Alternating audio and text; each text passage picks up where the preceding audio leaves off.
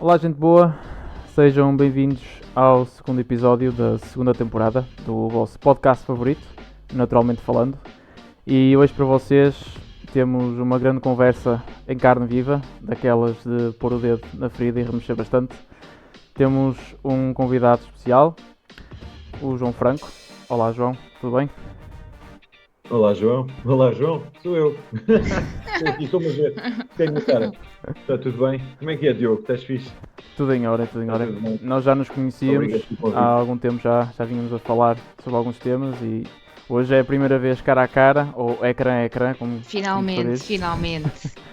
E claro, como não podia deixar de Finalmente. ser, temos a nossa querida Mafalda. Alô! Finalmente temos o prazer de estar a conversar com o João, que lá está, como a gente. Pessoas da carnívora sabem que, pelo menos em Portugal, que o João é talvez um dos pioneiros aqui da carnívora e que, vou falar por mim, quando eu estava na cetogénica, apareceu-me o perfil do João e eu, olha, interessante, este rapaz só come carne, Achei muito estranho, principalmente os caldos de ossos e eu, mas que é isto? Que horror! Mas não sei, mas quando estava a explorar o teu perfil e as fotografias que tu punhas da tua comida, eu pensei, epá, isto é mesmo hardcore, isto é tipo brutal. E comecei a pôr likes e isso tudo. Eu assim, é isto. E pronto, fui começando a explorar e acho que foi também uma das pessoas foste as pessoas que mais me incentivou também a seguir na carnívora pura. E pronto, aqui estamos nós a tentar conversar finalmente com o João, que é mesmo uma pessoa muito importante na nossa comunidade carnívora, animal-based, vá. E pronto. Sim, eu acho que no Aqui meu estamos caso nós. também foste a primeira pessoa, nesse caso a primeira página pública em Portugal a falar sobre a carnívora e sobre a Animal Base. Penso que já encontrei a tua página por aí há 3 anos, talvez. 3 anos, sim. Por aí, Acho que sim. por aí. Acho que a primeira Também vez, foste a A mim primeira foi pessoa. para aí há 2. a primeira vez que conversámos foi para aí há 3 anos. Por aí, sim. Pô, sim. antes de mais, deixa-me só pôr aqui um pratinho para a baba, não é? Que a Bela eu fico sem jeito, mas a gente dá a volta a isto, pronto. Eu fico sem jeito e já vou acertar com as palavras. Eu fico mesmo muito contente por estar aqui. Isto é de facto o meu regresso a estes palcos, porque eu tenho andado muito afastado do Instagram, mas fico muito contente e já tinha falado com o Diogo e com a Mafalda e finalmente acertámos este podcast e este episódio. E antes de mais também projeto, acho que são necessárias iniciativas, são de louvar. Portugal é um país pequenino, de gente com mentalidade pequena e, portanto, ainda é mais difícil, é duplamente ou triplamente mais difícil e complicado fazer este tipo de projetos. O Brasil, por exemplo, está tipo 20 ou 30 ou 50 ou 100 vezes à frente neste campo. Exato.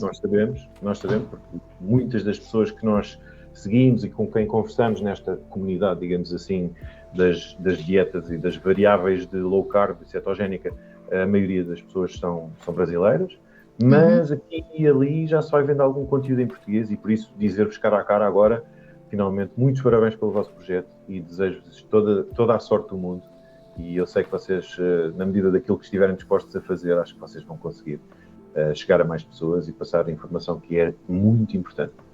Obrigado, João. Esse é o objetivo. Obrigado. Sim, o nosso objetivo é chegar ao mais longe possível e tentar abrir mentalidades, porque lá está, este podcast começou por ser uma coisa mais ligada a animal-based, carnívora, alimentação. Só que nós gostamos e como temos mais ou menos a mesma visão e mente aberta, então tentamos explorar outro tipo de assuntos que hoje em dia a sociedade não está disposta a ouvir ou não está disposta a aceitar e então tentamos ao máximo trazer para aqui, para o nosso espaço, alguns assuntos assim fora da caixa. Exatamente. E pronto. É isso mesmo. Pronto, então em primeiro lugar queríamos perceber quem é o João e porquê que o João Franco acabou por explorar a animal base ou a carnívora. Pronto, porque isto não é principalmente na tua altura, não é? Quando começaste, raramente só havia falar neste tipo de abordagem. Portanto, o que é que te fez chegar até aqui? Vamos andar então um bocadinho para trás, fazer aqui um flashback. Vou tentar ser sucinto e resumido. Portanto, assim, por volta de 2016, houve uma mudança muito grande na minha vida, porque o meu pai faleceu e era uma pessoa muito importante para mim. E era uma pessoa que toda a vida tinha sido atleta, era uma pessoa que tinha sempre, digamos assim, cuidado com a saúde, aquele cuidado que a gente pode considerar o cuidado convencional. Sabia as coisas básicas, que fazer desporto é importante, que é importante dormir bem, e portanto eu cresci, no fundo cresci e fui educado por um atleta, uma pessoa ligada ao desporto. Também pratiquei desporto de alta competição, fui jogador de rugby no Benfica, joguei até aos júniores, depois tive a faculdade e desisti, mas portanto cresci sempre ciente e consciente daquilo que é necessário, de uma forma convencional, fazer para sermos minimamente saudáveis. A nível de exercício, a nível de dieta, portanto, fiz sempre aquela dieta que nós chamamos de dieta convencional, não é que anda ali mais ou menos de acordo com as diretrizes, não é? Com as pirâmides e com como é que se chama, as rodas alimentares. Nós aprendemos de trás para a frente e de frente para trás, que sabíamos que é necessário comer isto, mais aquilo, e que devemos evitar isto e evitar aquilo. Portanto, como qualquer pessoa, fui fazendo isso. Depois, portanto, quando o meu pai falece, eu estava numa fase em que já não praticava desporto, portanto, eu estava a fazer aquilo que a maioria das pessoas faz, que é intermitentemente, sempre que ficava mais cheinho, digamos assim, fazia um ciclo de fechar a boca e fazer mais exercício, portanto, tinha um pouco mais de cuidado com a alimentação, do estilo contar calorias, evitar gordura saturada, comer pouca carne vermelha, comer muita fruta, muitos legumes, aquelas coisas que a gente ouve. E coincidiu, portanto, com uma altura em que, quando o meu pai falece, eu pensei, não, eu vou fazer qualquer coisa também para mim, porque foi um AVC, foi uma coisa assim completamente inesperada. O meu pai faleceu muito cedo, com 58 anos, e portanto foi um marco importante para mim. Em 2017, 2018, eu tenho 2 anos em que entro numa forma física brutal, estava super magro, estava com 11% de gordura corporal, portanto estava mesmo skinny, mas tinha uma série de problemas de saúde subjacentes, ou seja, condições de saúde que, apesar de estar mais magro e estar a fazer aquilo que os ratinhos das calorias fazem, que é contar e pesar os alimentos. Quem nunca? Pronto. É terrível. Pronto. Ainda bem, Diogo, ainda bem, é muito melhor não contar. Mas pronto, faz parte também, no fundo é como eu chego aqui até hoje a vocês, às turras comigo mesmo, a tentar perceber porque é que havia coisas que não melhoravam, porque é que eu, por exemplo, continuava cheio de puns, porque é que eu estava sempre a dar puns, porque para mim não era normal. Eu sempre tive problemas de digestão. Eu tinha aquilo que se chama colite nervosa, ou o síndrome do intestino irritável, que é bastante desagradável. E, portanto, muitas vezes eu tinha... Isso é muito limitador, não é? Para o dia-a-dia das pessoas. Super. E depois tu vais ao médico e o médico diz-te que tens que fazer isto, e, portanto, nomeadamente aumentar o consumo de fibra. Portanto, imagina, eu chegava a ter dias de 20 ou 30 gramas de fibra, já, portanto, fazendo os net carbs, não é? Eu chegava a ter 20, 30 gramas de fibra e, em vez de melhorar, achando eu que estava a fazer aquilo que era correto, porque era o que o médico me dizia, eu continuava a ter dificuldade em digerir, não é? Portanto, eu achava que a fibra, no fundo, era para facilitar o trânsito intestinal. Mas foi um processo longo, digamos assim, de aprendizagem, de autodidatismo também, de muitas cabeçadas, de muitas leituras, porque depois, obviamente, começas a rodear-te de pessoas que também estão nesse filme, não é? Que também estão a tentar perceber porque é que há coisas que, de acordo com os parâmetros, de acordo com as caixas em que nos enfiam, que são assim, que são assadas, e no fim de contas tu vais ver e testas por ti próprio e vês que as coisas são diametralmente opostas. Portanto, estamos a falar de situações de quase no fundo é o teu testemunho, não é? És tu a fazer o teu próprio ensaio clínico. Eu costumo dizer isto às pessoas e acho que devemos manter esta postura, que é nós sermos o nosso próprio ensaio clínico. E, portanto, independentemente do que está catalogado como sendo verdadeiro, digamos assim, ou o consenso científico estabeleceu que, e tu vais ouvir e ler, e tens ali 10 tópicos. Ok, isto é saudável. Eu faço. Não resulta. Portanto, o que é que me interessa a verdade? A verdade tal e qual como se vê. Não me interessa nada. A mim interessa-me os resultados que eu obtenho. Exatamente. Pronto. Agora, indo mais rapidamente aqui, a questão é como é que eu entro na low carb, cetogénica, e como é que eu chego à carnívora? Que é da maluquice, não é?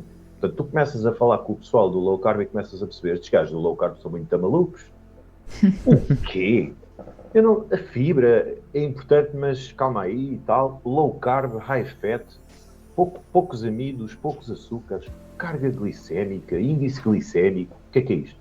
Pá, e um gajo começa a ler, a experimentar. Espera aí. Deixa de dar puns. Deixa de ressonar. Isso é verídico. Deixa de ressonar. Deixa de escamar dos cotovelos. Vermelhidão na cara, desapareceu. De repente, pá, tipo, olha, já não me falta a luz lá em baixo. Isto é too much information, se calhar, mas é uma coisa que tu é que sabes, estás à vontade. Claro que sim. Tem filtros. Isto aqui... pá, imagina, um gajo fit, ok? Com 11 ou 12% de massa gorda. Epá, e faltar-lhe a luz lá em baixo. Já leste o livro do Ben Bikman, o Why We Get Sick? É dos melhores livros que está aí, é sem dúvida. Ele explica porque é que quase... o metabólico. Porque é quase tudo que hoje em dia são as maiores maleitas, não é? Doenças, tem origem na resistência à insulina. E uma das coisas que é afetada é a performance masculina, exatamente. Exatamente. Bem, o Ben Bikman é tipo... Um gênio. Já é há muitos anos uma pessoa que é tipo... Para já é super estudioso, começa logo por aí. Ele não se limita a escrever ou ir compartilhar coisas que os outros dizem, escrevem, não. Ele começou por fazer isso, foi revirar muita literatura, percebeu-se que existia uma grande diferença entre epidemiologia e ensaios clínicos, que havia, portanto, uma decalagem muito grande entre aquilo que é papelada, enfim, estudos para encher chouriços e estudos bem feitos, mas depois começou ele próprio a fazer as suas próprias experiências e ele é extraordinário, a par com outros, a par de duas ou três pessoas, o Jason Fung também é muito bom. Exatamente. Isso é para mim um dos... Que ainda por cima é nefrologista, portanto começa logo por aí. As pessoas associam muito o Jason Fung à diabetes e à obesidade, mas ele é nefrologista. É preciso... Exatamente. Ele chega à diabetes como consequência da doença renal provocada pela diabetes. Exato. E depois são todos autores. Epá, mesmo o David Lustig, quer dizer, há tantos, mas há 2 ou 3 que nos marcam, é normal que variem, mas todos eles têm a honestidade de dizer assim, eu estava errado. Eu prescrevi uma série de métodos e dietas e drogas, etc., que só estavam a fazer com que as pessoas continuassem doentes. Eles têm essa capacidade de reconhecer que o caminho que estavam a levar não estava correto. É preciso ser muito humilde, não é? Ser capaz de reconhecer que todo aquele investimento que tu fizeste, toda aquela certeza que tu tinhas, se desmoronou. São anos a estudar, tu fazes um investimento considerável na tua vida, tu tiras um curso, tu investes anos da tua vida a fazer aquilo, e depois vês que, em vez dos pacientes ficarem melhor, em vez das pessoas que têm determinadas patologias ficarem melhor, elas ficam na mesma ou pior. Porque se tu seguires aquilo que é recomendável fazer, e a gente já lá vai, não é? Já vamos falar como diz o Ben Bikman, as chamadas as doenças da civilização, que têm todas em comum esse tal hall de entrada que é a resistência à insulina, ou a hiperinsulinemia. Exato. Mas pronto, e foi assim, a dar de cabeça, digamos assim, a dar com a cabeça nos mitos, nos dogmas, que eu cheguei a low carb, depois experimentei a cetogénica, gostei imenso, porque basicamente era lavar a cara em gordura, e eu sou muito lambão, e depois foi aí que eu comecei a descobrir o jejum, porque eu entrei na low carb e fazia 3 refeições normais, eu percebia que existia de facto muito mais saciedade, e portanto descartei logo os snacks, os lanches, achei que era absurdo, era estúpido, eu estava tipo a comer só porque gosto de comer. Não, espera aí, eu estou cheio, estou satisfeito, vou comer para ti, esquece. Cetogénica, fat bombs, a perceber que de facto a gordura que me fazia sentir melhor, não é? Comecei a tornar-me ceto-adaptado e pensei, e na altura já só ouvia falar dos carnívoros, digamos assim, daquela malta da Bitcoin que andou a experimentar uma dieta que era só à base de carne, inspirada nos trabalhos, nos livros do Wilhelm Stephenson, o Fat of the Land e coisas assim, e tu começas a descobrir, peraí, mas há, mesmo aqui na Liga dos Malucos, há assim uma espécie de uma Champions League, um clube restrito, digamos assim, de gajos que são ainda mais malucos. Exatamente. E que esquecem as folhinhas, mandam as folhinhas fora e lavam a cara em carne cheia de gordura. E eu, peraí, isto é grave. Eu pensei, isto é muito... Mas ao início, obviamente, tive a reação que toda a gente Claro. tem, que é, peraí, too much is too much, espera aí, isto se calhar. Vamos lá ver. Foi exatamente a minha reação quando vi o teu Instagram. Só carne, só gordura. O que é isto? Quando eu vejo, por exemplo, sei lá, imagina o Paulo Saladino, ou quando eu vejo o Sean Baker, por exemplo, estás a ver, tipo, eu pensei, ok, espera aí, estes gajos estão a arrastar muita gente com eles. E eu, tudo o que seja, isto também tem a ver com a pessoa, não é? Eu sempre fui educado a pensar por mim próprio e a cagar um bocado na cena do pensamento de manada. E se eu vejo toda a gente aí na mesma direção, eu fico desconfiado, naturalmente. Portanto, eu já sou assim por natureza. Daí não me ter custado assim muito experimentar. E, portanto, no dia 12 de março de 2018, eu iniciei a minha dieta carnívora. E até hoje, eu conto os dias, porque foi, de uma forma isolada, a mudança mais importante da minha vida. E isto não é para ser levado, isto que eu estou a dizer, não deve ser desvalorizado, porque eu se calhar não vou conseguir explicar-me em tão pouco tempo o que é que isto mudou na minha vida. Eu percebo o que queres dizer. Eu percebo perfeitamente que isto aqui muda mesmo. E depois é o ponto de partida, é o ponto de partida para descobertas além da comida. É todo um novo mundo que se abre à nossa frente. Primeiro nós mudamos aquilo que comemos e depois aquilo que nós comemos muda-nos. Exatamente.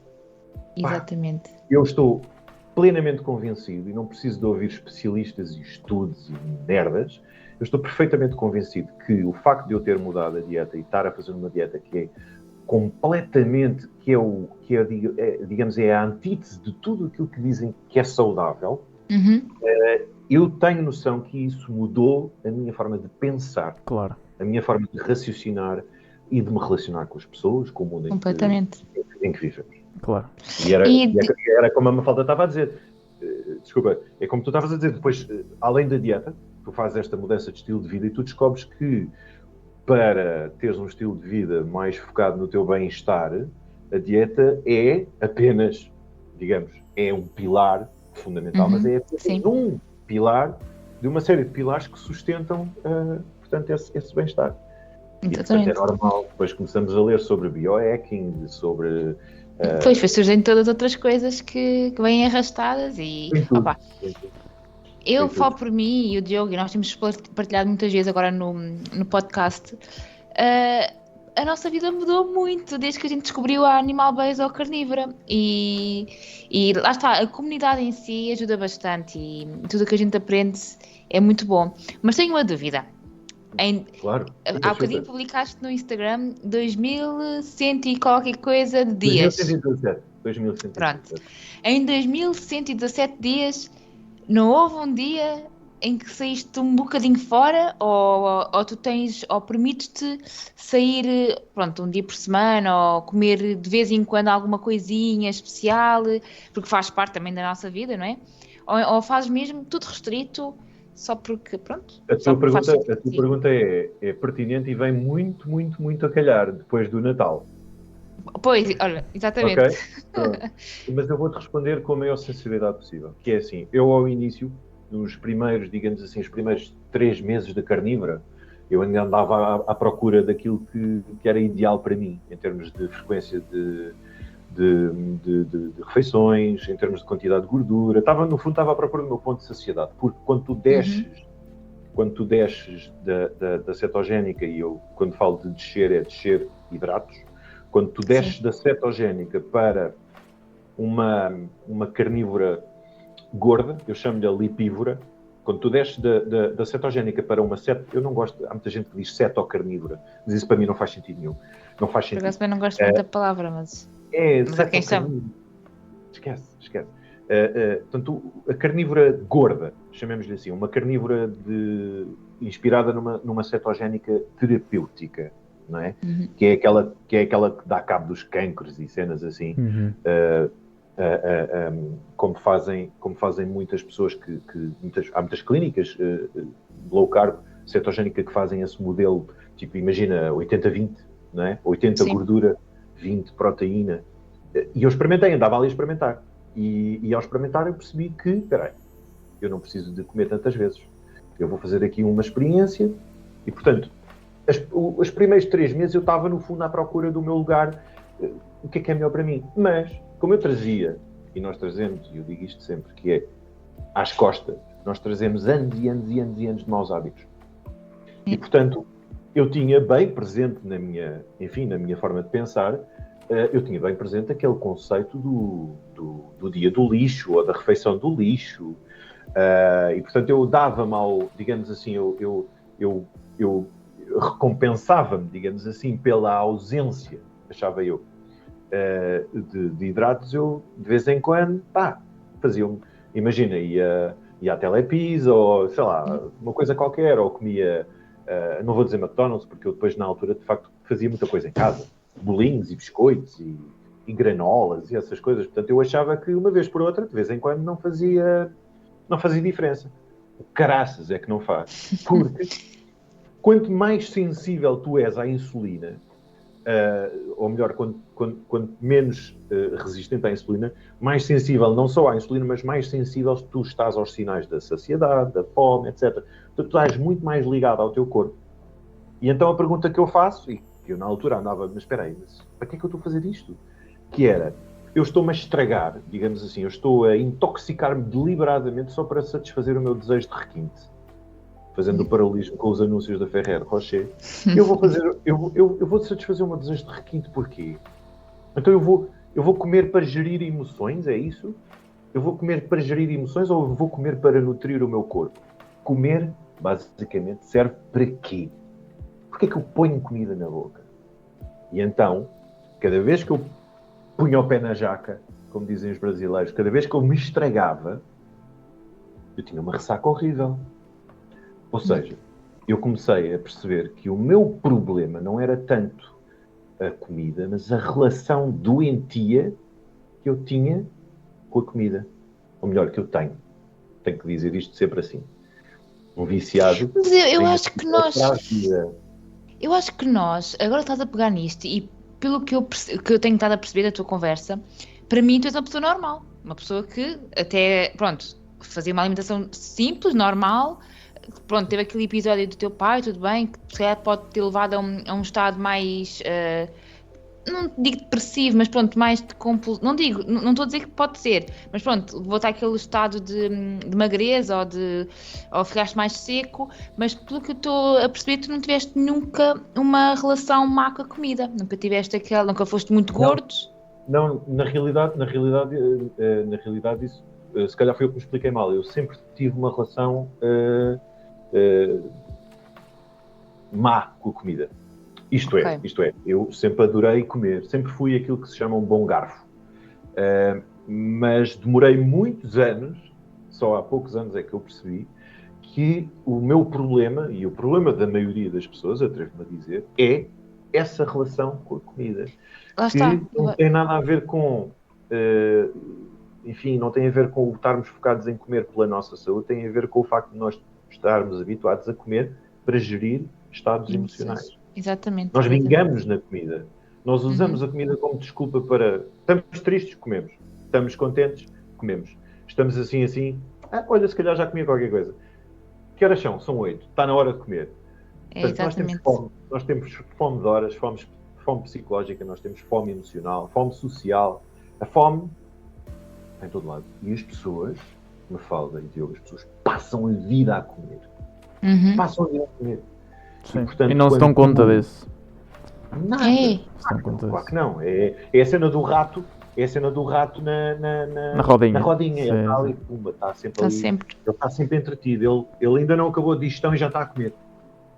E as pessoas só fazem jejum, de facto, porque têm que dormir. Mas há quem acorde para comer. Pois, talvez quando Sim, chegassem a um muito. nível, quando chegassem a um nível muito agudo, a questão, acredito que sim. Exato. Mesmo Isso é bem, tudo imagina. um sistema emocional. Exatamente. Eu lembro-me de estar muito bem, achava eu, super fit, bora lá, siga, todo vai de busão e tal, e fico e levantava-me às 4 da manhã para beber um batido de prota com mais não sei quê, porque tinha que estimular a insulina, não sei quê, por causa do mTOR e não sei o quê. Pá, sério. Barda merda, pá, sério. Eu olho para trás e penso assim, que otário, meu, a sério, que coisa tão antinatural. Yeah. Mas pronto, é isso. Eu acho que todos passamos por isso porque é aquilo que nos é incutido como sendo normal hoje em Sim. dia. Mas pronto, depois vamos... Exatamente. E depois, como nós somos um Vamos melhorar. bocadinho diferentes, acabamos por explorar e querer aprender mais e expor-nos a situações, pronto, de estudo, de avaliação, de autoavaliação, não é? E acabamos por descobrir sobretudo coisas que lá está, que fazem sentido e que Sobretudo são isso. a realidade. Exato, e tu queres partilhar com os outros. Percebes? Tu achas até, se calhar somos inocentes, ingênuos, mas eu às vezes dou para mim a dizer assim, mas espera aí, mas porquê é que eu não ia partilhar isto com as pessoas? Isto é importante, isto é super importante. Aquilo que a gente come é provavelmente das coisas mais importantes na vida. Exatamente. Então leva-me a perguntar, já que gostas de explorar e gostas de partilhar, tu sentes receptividade Pronto, o Instagram é diferente porque acabas por receber seguidores que vão ao encontro àquilo que tu partilhas, tudo bem. Agora, mas na tua comunidade, ou seja, familiar, de amigos, social, mesmo de trabalho, tu consegues partilhar a tua experiência e eles são receptivos a isso? Ou tens dificuldade e és julgado com o teu estilo alimentar e com o teu estilo de vida? É uma pergunta muito fixe, mas e assim, sem filtro, as duas coisas acontecem, obviamente, enfim, as pessoas que te seguem mais perto, começando pela minha mulher, que teve que levar com estes filmes todos das dietas e das maluquices. Imagina, eu lembro-me de ligar à minha mulher para lhe dizer que estava atrasado e para lhe perguntar se ela podia ir começando a fazer uma sopa, mas para ela não se esquecer de pesar isto e pesar aquilo e não sei o quê, e estava em stress porque Exatamente. A minha mulher apanhou isto. A minha mulher apanhou o João gordo, apanhou o João magro e obcecado com as calorias e com a comida, e depois apanhou com o João que só come carne. Portanto, a minha mulher, nós já estamos juntos há muito tempo, a minha mulher viu isto tudo, e portanto, para responder à tua pergunta, quanto mais próximas as pessoas estão do teu círculo familiar, à partida, há mais abertura. É normal, porque falamos mais sobre essas coisas, porque estão sempre a levar comigo em cima, que eu sou um food nazi do caraças, eu estou sempre a mandar vir com as pessoas, não é? Imagina, os meus colegas no trabalho pegam num chocolatinho e eu, o que é que estás a fazer? Larga isso. Mas a brincar, claro. Em casa, eu aprendi a respeitar a opinião das pessoas, porque podem ser diferentes, não é? Eu dou-te o exemplo talvez, quiçá o exemplo mais difícil, que é a minha mãe. A minha mãe é insuficiente renal e está à espera de transplante de um rim.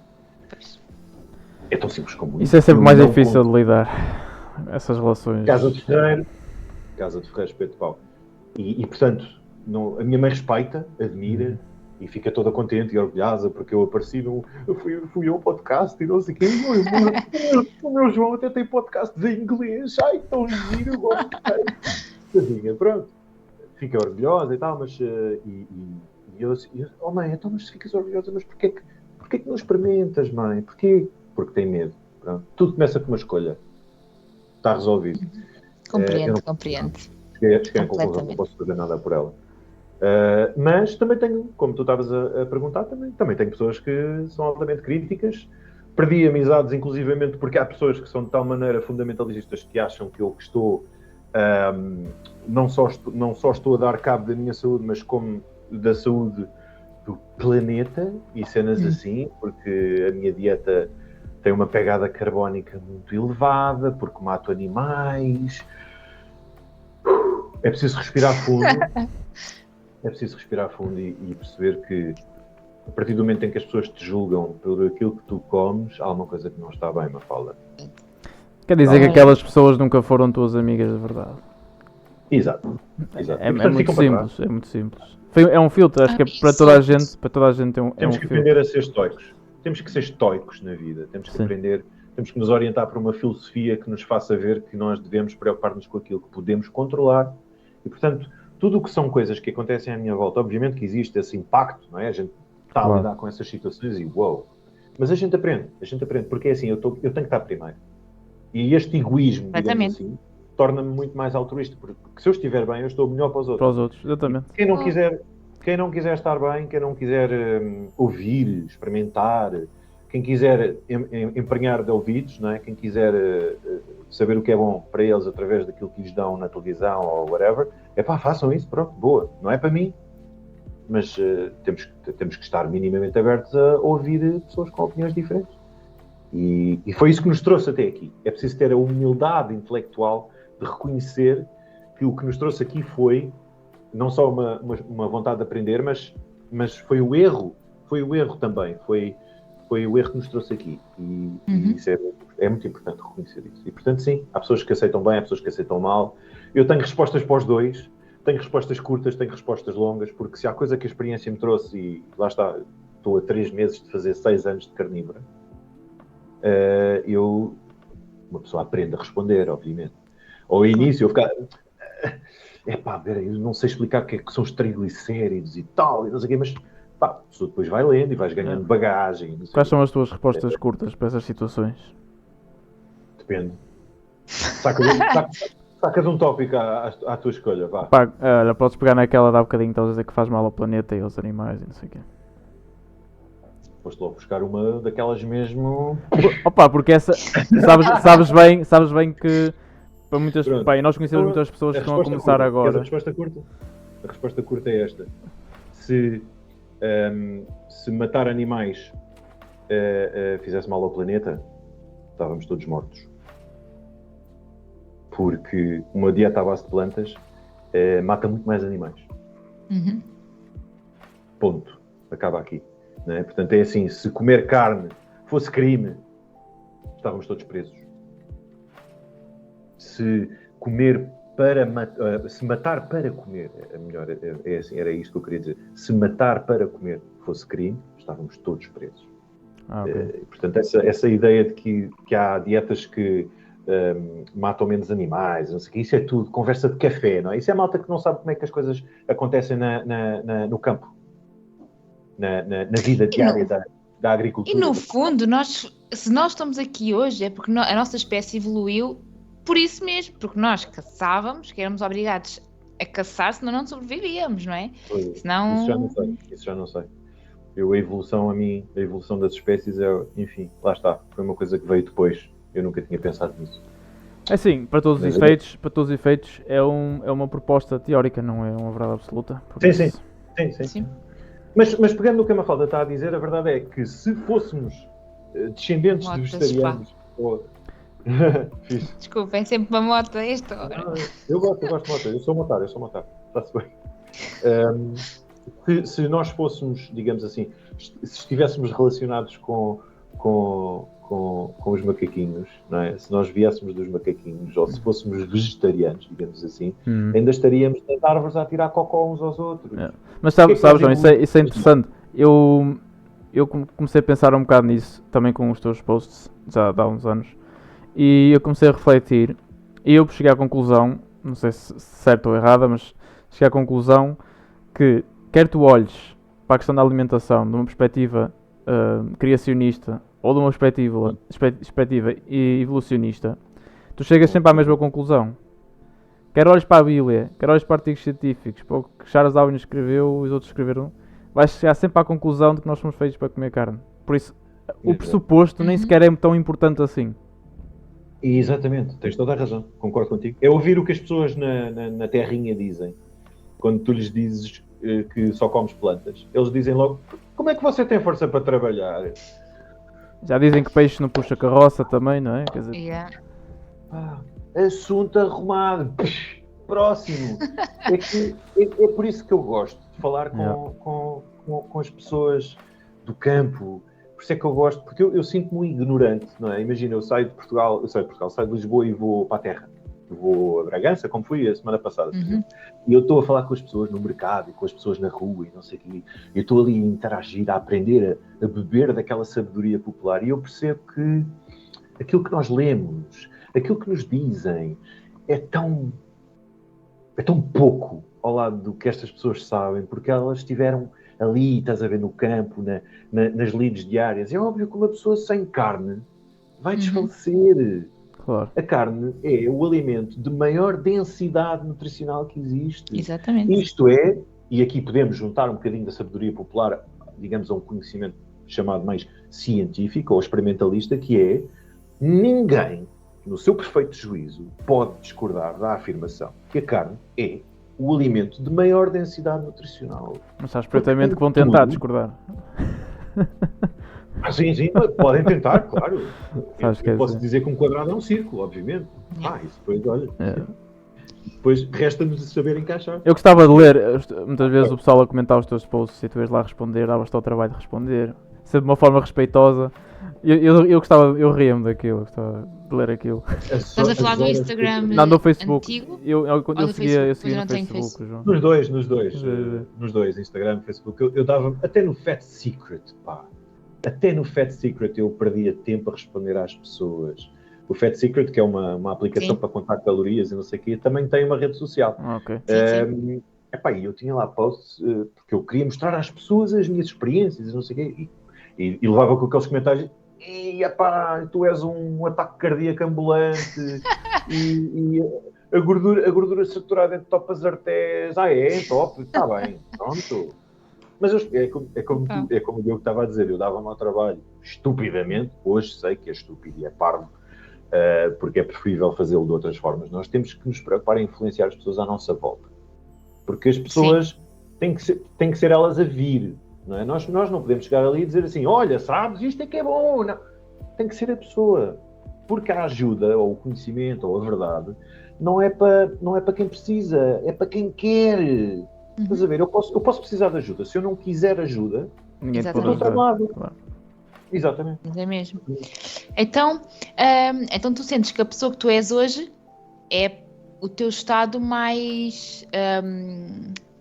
o teu melhor estado, vá. Atualmente é o auge que tu já conseguiste, ou achas que ainda tens muito mais para alcançar, pelo menos nesta parte da alimentação e daquilo que tu te sentes? Na parte da alimentação acho que estou muito bem resolvido, digamos assim. E costuma dizer-se que não se mexe em equipa que ganha, e eu não vejo razão nenhuma para fazer mudanças. Deixa-me fazer-te uma questão, João, relativamente a isso. Diz. Tu neste momento, pelo que eu percebo, já de algum tempo para cá, tu fazes carnívora sem hidratos de carbono, é isso? Sim, eu faço Ou faço seja, não zero fazes carbo. animal base, fazes carnívora e ponto final. Sim, não é? eu faço carnívora pura. Ok. E nunca sentiste, Nunca senti assim nada que estivesse, não sei, que ao longo do tempo, ao longo dos meses ou ao longo dos anos, alguma coisa que começasse a não funcionar tão bem e que começasses a ponderar talvez a necessidade de fazer algo, por exemplo, como o Saladino prega, ou outras pessoas dizem que assim, eu neste momento, para dar um bocado de contexto, a Mafalda faz animal base, ela incorpora mel na sua alimentação. Eu faço um bocado intervalado, como é que eu te explicar? Há períodos em que eu faço carnívora, de vez em quando incorporo um bocado de mel ou fruta, porque eu senti algumas coisas que eu não posso dizer que foi por causa da falta de hidratos de carbono ao fim de um ano. Eu não consigo afirmar isso com certeza absoluta, mas para mim, e por exemplo, depois de ler o livro do Bickman, fez um bocado mais sentido fazeres um bocado de, não digo carb cycling, eu não chamo isso de carb cycling, mas fazer sazonalmente, como supostamente acontece na natureza, né? Fazer sazonalmente alguma incorporação de hidratos de carbono de fontes limpas, né? Seja o mel e a fruta. Eu no meu caso senti isso, sei que há muitas outras pessoas que sentem isso. Tu no teu caso nunca sentiste essa necessidade, nunca fizeste essa experiência? Eu faço um ponto prévio antes de responder, que é a minha grande preocupação a longo prazo é, e continua a ser, lidar com o monstro das bolachas que vive dentro de mim. Eu falo muitas vezes nisto, as pessoas riem-se, mas eu vivo com o monstro das bolachas aprisionado dentro de mim. O que aconteceu foi, e isto também responde um bocadinho àquela pergunta que eu acho que não ficou muito bem respondida em relação ao que é que eu faço fora da dieta. Mas eu vou tentar explicar bem, que é isto, uma vez mais, tem a ver com a experimentação. Tem a ver com eu perceber que o João não é igual ao Diogo, o João não é igual à Mafalda, a Mafalda não é igual ao Diogo, e portanto é importante nós considerarmos sempre à cabeça a bioindividualidade. Completamente, e depois a comida é muito mais do que nutrição. A comida é prazer, a comida é... Portanto, nós temos que juntar tudo isso e criar, digamos, o nosso método e partilhar experiências. E, portanto, eu percebi que, e não foi preciso muito tempo na carnívora para perceber que eu era e sou uma pessoa que tem um problema de adição. Eu sou uma pessoa que eu reconheço que sou viciado em açúcar. E esse primeiro passo é importante, reconhecer digamos, o ciclo da adição tem um número de passos, e o primeiro, o mais importante, é tu seres capaz de reconhecer a tua adição, não é? E, portanto, ao início eu tive, digamos, experiências que foram recaídas, que foram relapses. Eu fiz algumas experiências porque me apetecia gelado, eu comia gelado, apetecia-me bolachas, eu comia bolachas, e, portanto, eu, ao início da minha carnívora, enquanto estava à procura do meu próprio caminho, eu asneirava, fazia aqui e ali e tal e coisa. Com o passar do tempo, porque o meu maior problema é, e será sempre essa relação diabólica, digamos assim, e ambígua com açúcar, lá está, porque são muitos anos a comer mal, e são muitos anos a comer para ter prazer, ou para me sentir melhor, eu percebi que eu tenho que ter, é aí que eu tenho que ter cuidado, é aí que o João tem que digamos, fazer uma abstinência voluntária, não é forçada, porque a partir do momento em que tu te sentes melhor, ao início é forçado, mas depois tu habituas-te e tu percebes que o que estava diferente é o paradigma de pensar que não vou comer para gerir emoções, vou comer para nutrir o corpo. E tu começas a repetir esse mantra, e a coisa vai entrando, e depois aquilo que era, digamos, semanal, uma asneira semanal, passou a ser uma asneira mensal, e depois ocasional, não é? Porque eu não preciso comer uma fatia de bolo cada vez que alguém faz anos, não é? Pronto. E, portanto, eu comecei a perceber que eu estou com as pessoas, é porque eu quero estar com as pessoas, eu não estou com as pessoas para comer bolo. E, portanto, em vez do bolo, bebes uma aguinha das pedras, está tudo bem, eu não quero bolo, eu não preciso de bolo. E, portanto, e respondendo à tal pergunta da bocado, eu comecei a fazer asneiras infrequentes, cada vez menos frequentes. Ou seja, imagina, no Natal, este Natal, eu posso dizer que experimentei um bocadinho de tudo, ok? E sinto-me bem. E não é por isso que eu deixo de ser carnívoro, porque depois entramos naquele fundamentalismo estúpido que isso. E não foi um gatilho para a tua adição do teu vício? Ou não foi. Okay. Não foi, fisiologicamente não foi. Okay. Ou seja, eu não sei, por exemplo, depois da noite de Natal, depois de passar a noite de Natal em casa da minha mãe, depois de ter comido aquilo que eu comi, eu não tive dificuldade nenhuma em fazer jejum. Porquê? Porque eu já estou habituado a estar muitas horas sem comer.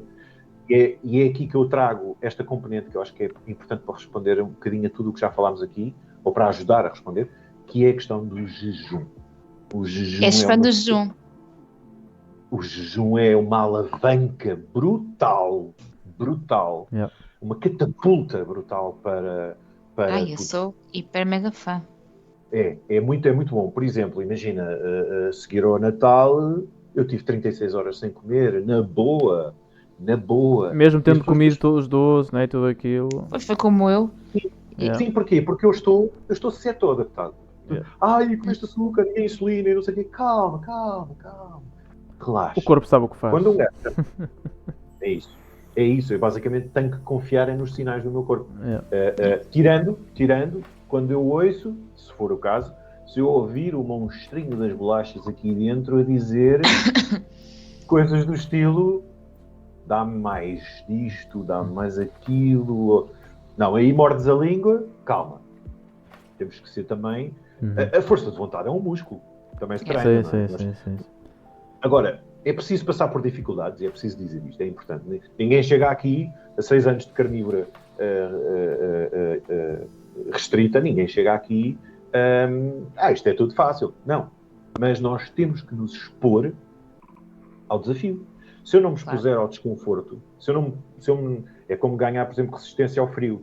Se eu estiver sempre a meter mais roupa, eu vou ter cada vez mais frio, porque a minha resistência ao frio é cada vez menor. Portanto, nós temos que nos expor à dor, à dificuldade, à problemática, que é para poder encontrar soluções. Espera aí, como é que eu faço isto? Eu agora senti-me mais assim, senti-me mais assado. O que é que eu tenho que fazer? Tenho que ouvir os sinais do corpo, não é? E o jejum é muito isso. O jejum é uma espécie de... como é que eu ia dizer? É um sentido apurado que tu ganhas, porque estás, obviamente, com maior cetonémia, não é? O teu cérebro está um bocadinho mais engraçado, estás mais solto, mais criativo, pela falta do açúcar, porque é aquele instinto de sobrevivência do corpo, e o corpo começa a perceber, tens uma relação muito mais próxima com aquilo que é a tua intuição. Tu ganhas intuição. O jejum ajuda a descobrirmos a nossa própria intuição. Completamente. O açúcar mascara tudo. A nossa forma de estar, a nossa forma de pensar, a nossa forma de ver as coisas.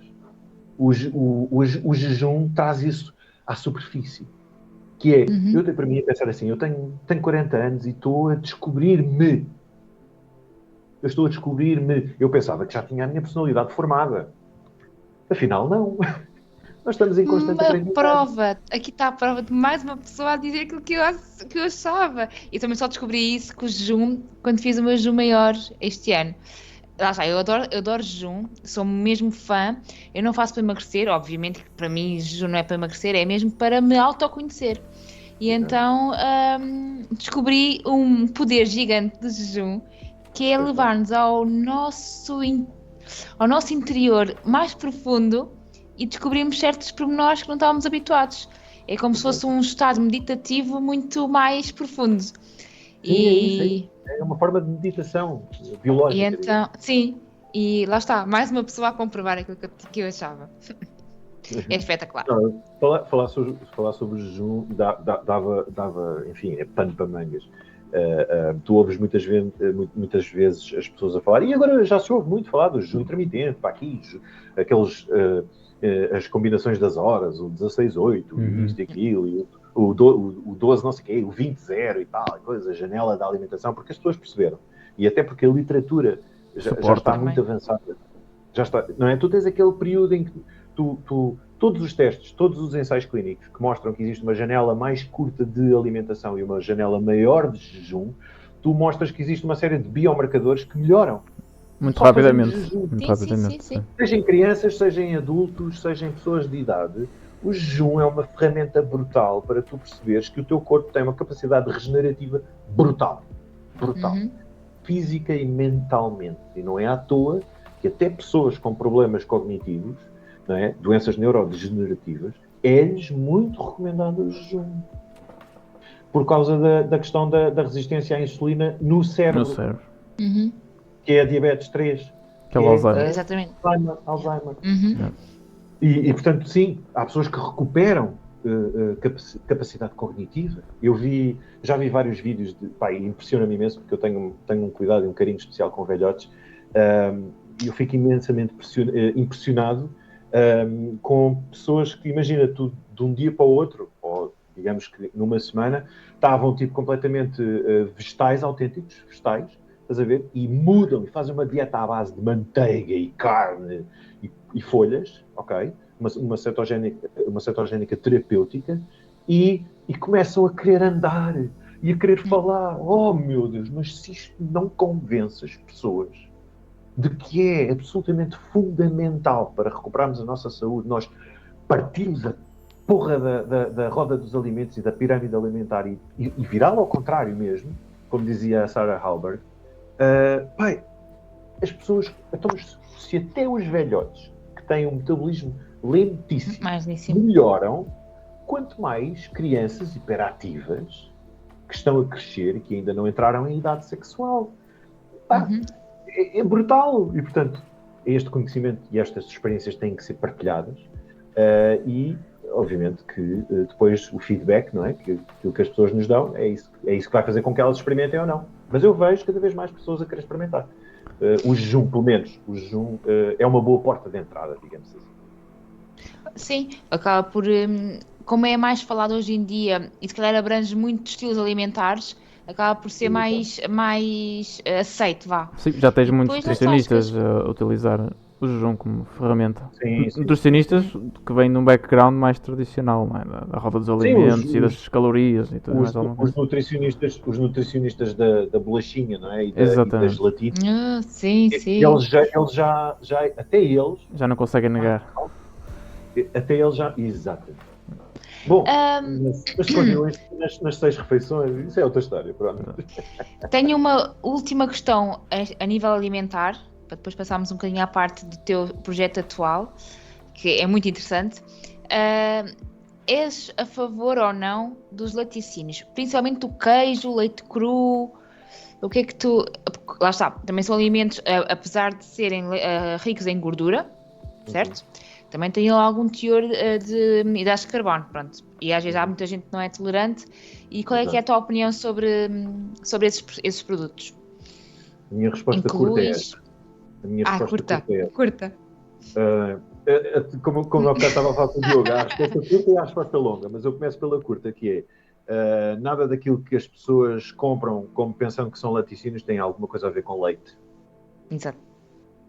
Começa logo aqui. Os sucedâneos e as miscelâneas que se vendem como sendo produtos com origem láctea, portanto laticínios, não têm nada a ver com laticínios. São produtos ultraprocessados. E, portanto, a partir do momento em que existe um queijo que é feito com um leite, a partir de um leite ultraprocessado, é para esquecer, porque aquele queijo, obviamente, que é um queijo, não é bem queijo, é qualquer coisa parecida. Toda a gente sabe, não é preciso ser, digamos, um gênio. Expert. E um expert, exatamente, que os melhores queijos são feitos com leite cru. Portanto, a partir do momento em que tu começas a excluir laticínios ultraprocessados e começas a integrar laticínios portanto, base de leite cru, não é? Não é à toa que muitos veganos em recuperação, não é? Aqueles que de repente acordam do estilo, olha, caiu-me um dente, espera aí que há aqui um alarme. As 2 primeiras coisas que se deve dar a um vegano em recuperação é fígado cru e leite de vaca cru. Porque são tipo 2, como é que eu ia dizer, são 2 suplementos brutais de nutrição em abundância. Sim. Do estilo, é um patch, é quase como se fosse ali tipo é como se fosse um filtro de nicotina, ou um penso de nicotina. E portanto, sim, a questão bio-individual, acima de tudo, acima disto que eu estou a dizer. Portanto, não me serve nada dizer que, ok, o leite cru é bem bom e é muito... Se a pessoa tiver uma relação complicada com o açúcar, como é que é? O leite cru tem açúcar. O leite cru tem açúcar. Portanto, os laticínios devem sempre... a pessoa deve experimentar.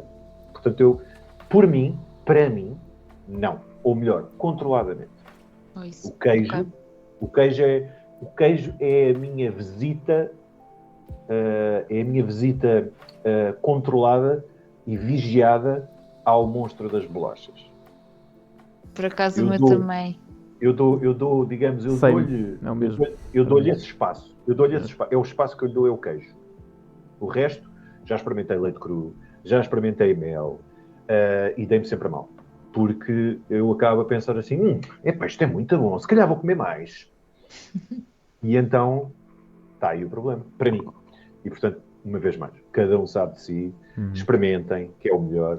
Em vez de estar a copiar o que o João, o Manel, o António fazem, não. Sejam o vosso próprio ensaio clínico. Experimentem por vocês.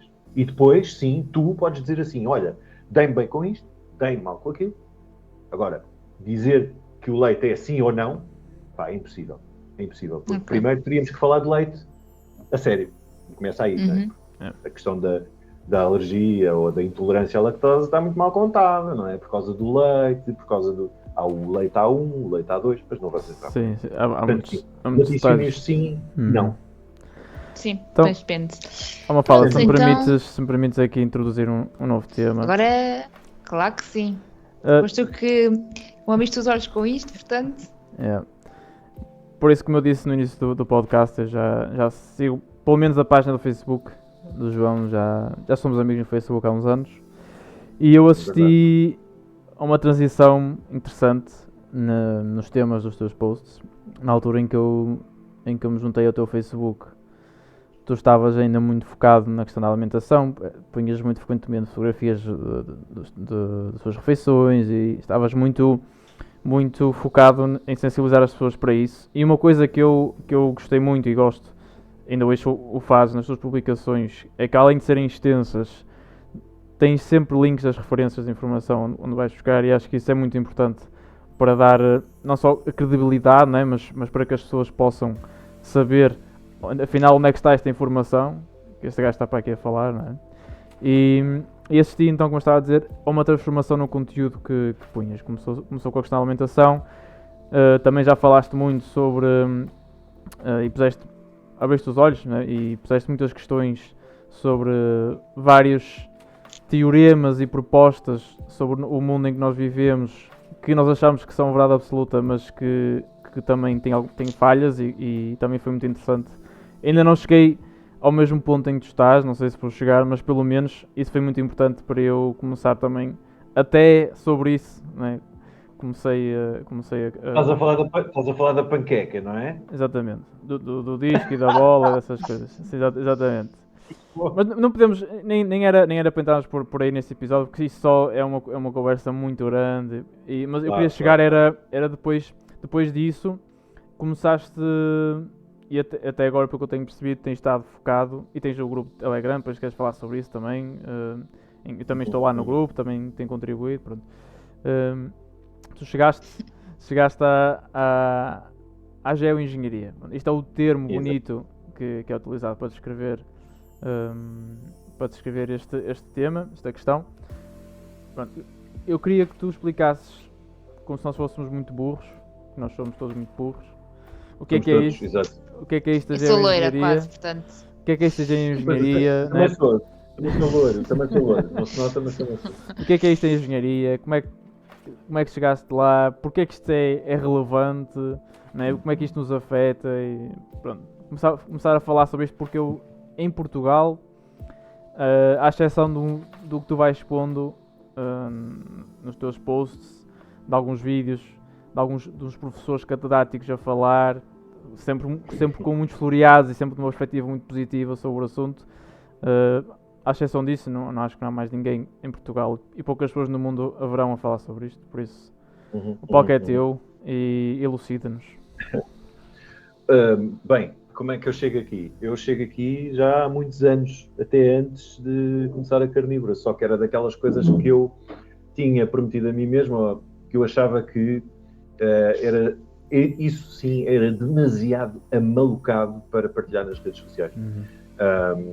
É preciso muita coragem para fazer o que tu fazes, sim. É preciso muita coragem. Sim, e dar a cara. Sim, porque uma coisa é tu dizeres que fazes uma dieta à base de carne que já é suficientemente maluco, digamos assim, mas que as pessoas podem sempre dizer, tá bem, olha, queres ter um ataque cardíaco por semana, isso é contigo. Outra coisa é nós dizermos que o que se passa no mundo nos afeta a todos e, portanto, e eu reconheço, e eu sei o que é isso, eu sei o que é olhar para o discurso de alguém e ler as publicações de alguém e pensar assim, este gajo é um profeta da desgraça. Este gajo está-me a dizer que nós somos controlados por pessoas e elites que só querem o nosso mal, não sei o quê. Mas é uma questão de, tal e qual como na carnívora, é uma questão de nós mantermos as coisas simples e tentar simplificar as coisas, que é andar para trás, fazer o percurso inverso. Em vez de estarmos a falar daquilo que se faz hoje e o que é que se vai fazer amanhã, é nós olharmos para trás e perceber que, historicamente ou cronologicamente, existe uma sequência de eventos que nos conduz ao dia-a-dia de hoje, ao ponto em que estamos hoje. E, portanto, quando tu começas a ler sobre este e outros tópicos, tu começas a perceber que, há malucos há muito tempo. Há muita gente a querer, a tentar explicar e a tentar falar sobre estas coisas há muito tempo. Portanto, isso é um ponto prévio, que é preciso partir da pessoa essa curiosidade de ir escavar, digamos assim, e saber contornar o algoritmo de pesquisa de um motor de pesquisa convencional, não é? Os motores de pesquisa e os browsers estão altamente controlados, digamos assim, por algoritmo. Nós sabemos isso. Eu já fiz essa experiência, queres procurar um certo tipo de informação e aquilo só te mostra aquilo que é para te ser mostrado, não é? Exatamente. Portanto, é preciso sermos um bocadinho mais rebeldes, no sentido em que, se eu quero encontrar esta informação, eu vou encontrá-la. E eu não estou a falar de escolher cerejas. Eu estou a falar de querer, acima de tudo, procurar um contraditório. Que é, imagina, há uma narrativa que me diz, há uma história, ou há uma convenção, tal qual como a comida. Dizem que isto é assim.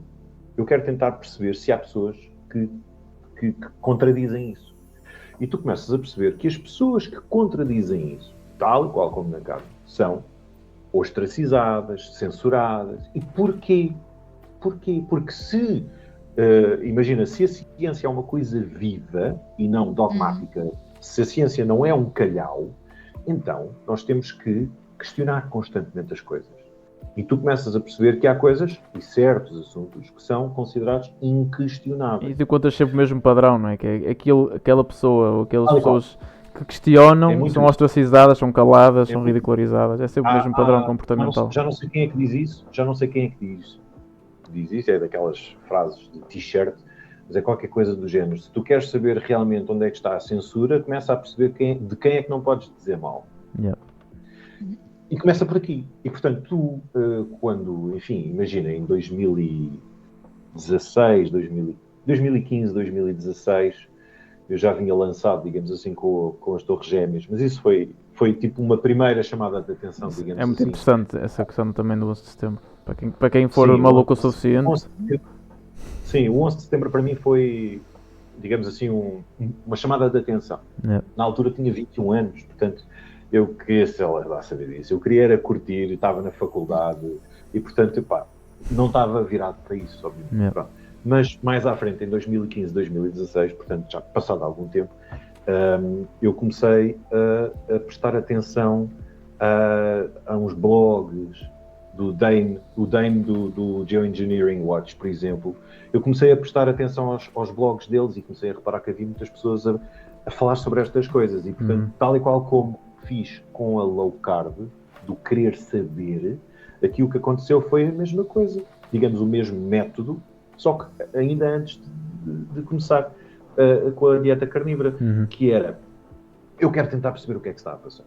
E porquê é que isto existe? E porquê é que existem documentos oficiais de entidades governamentais, americanas, europeias, etc., que dizem, ipsis verbis, portanto, palavra por palavra, dizem o que é que está a acontecer. E, portanto, como tu disseste bem, a palavra fofinha, que é a geoengenharia, não é mais do que a modificação artificial, portanto, a criação de condições meteorológicas artificiais. Hoje em dia, quando tu falas, por exemplo, imagina, previsão meteorológica, antigamente tinhas uma pessoa que te apontava, aqui vai estar frio, aqui vai estar calor, Pensa assim, porquê é que eles dizem que é previsão? E tu pensas assim, porque eles têm satélites que tiram fotografias e tal, portanto eles sabem os comportamentos. Ok, mas não só, porque se tu fores estudar a literatura, se tu perceberes o que é que existe em termos de patentes, documentos oficiais, acordos, estou-me a lembrar, por exemplo, do Céu Único, o Tratado do Céu Único, que é uma coisa que ninguém sabe. Portugal não manda no seu próprio espaço aéreo. Começa por aqui. Portugal assinou um tratado em 2001, creio, que se chama o Céu Único, Tratado do Céu Único. Vão ler e percebam que Portugal abdicou da sua soberania, digamos assim, em termos do seu espaço aéreo, tal e qual como cada país da União Europeia. Ou seja, tu tens, no fundo, uma centralização. Voltamos à questão da globalização. Está tudo centralizado. Claro. Não é? A comida, a energia, está tudo centralizado. A informação. E, portanto, tu começas a tentar perceber essas coisas, depois descobres que há patentes, depois descobres que há projetos classificados, que há projetos ultra secretos que, entretanto, passado 20, 30 anos, saíram cá para fora porque foram desclassificados e, portanto, tu já tens acesso aos documentos. E tu começas a ler. E tu começas a perceber que o buraco, a toca do coelho, é muito mais funda Do que aquilo que tu achavas. do que tu achavas. E, portanto, aqui não há... A carnívora está muito perto da superfície. A carnívora é um arranhãozinho. Yeah. A carnívora é um arranhãozinho. A questão da geoengenharia, e repara que eu ainda não disse aquela palavra que toda a gente diz, dos chemtrails, não é? Posso, claro. Era só para evitar o algoritmo. Estou a brincar. Sim, mas eu até evito por outros motivos. É aquela cena de tu disfarças uma coisa que existe, dás-lhe outro nome e o nome verdadeiro, digamos o nome técnico ou científico, é considerado conspirativo. E, portanto, se tu disseres, por exemplo... Só para dar contexto, desculpa, João. Chemtrails, que é uma aglutinação de chemical trails, penso eu, não é? Chemical trails, sim. Trilhas químicas, ou rastros químicos, em português. Se tu chamares, em vez de chemtrails, ou rastros, ou trilhos químicos, se tu chamares injeção estratosféricas e aerossóis,